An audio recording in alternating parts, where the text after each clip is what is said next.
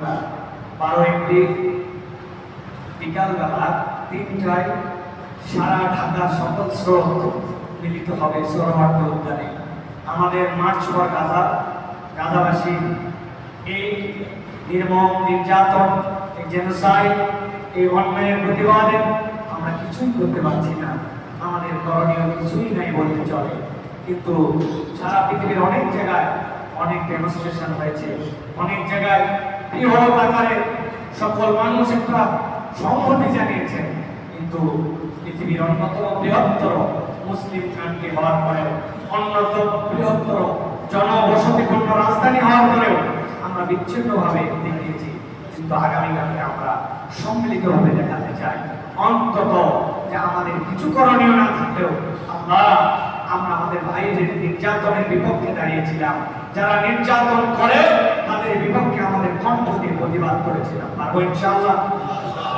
নিজেদের বাচ্চা কাচ্চা, নিজেদের পরিবারের মেম্বার সকলকে নিয়ে আমরা আগামীকালকে দুপুর 2টার পরে আমরা যে যার রাস্তায় নেমে আসবো, যতক্ষণ পরে আগায় যাব, আর চোখ কান খোলা রাখবো। বিচ্ছিন্নভাবে কেউ যেন এই অহিংস প্রতিবাদকে সহিংস না বানাতে পারে। কোনো দোকানপাট ভাঙচুর করা, লুটপাট করা, এই দোকানপাটকে টার্গেট করা, এইগুলা কখনো আমাদের কোনো কাজ হতে পারে না। যারা এগুলা করতে চাইবেন তাদেরকে ধরে আইনের কাছে আমাদেরকে সমর্পণ করতে হবে।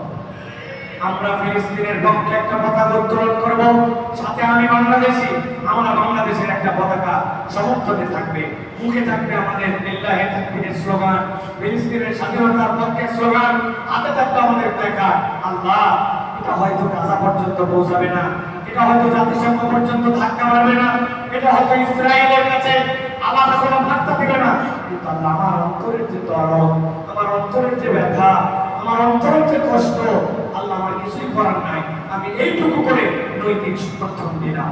আর ইনশাআল্লাহ আমরা সকলে আপনারা শান্তিপূর্ণভাবে আসবেন।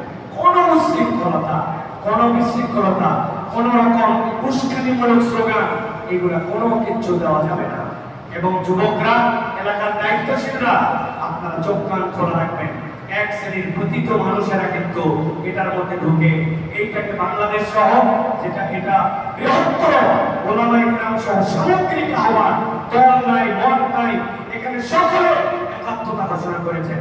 শায়েখ আহমদুল্লাহ, মিজানুর রহমান আজহারী, আল্লামা মামুনুল হক, আমার দেশের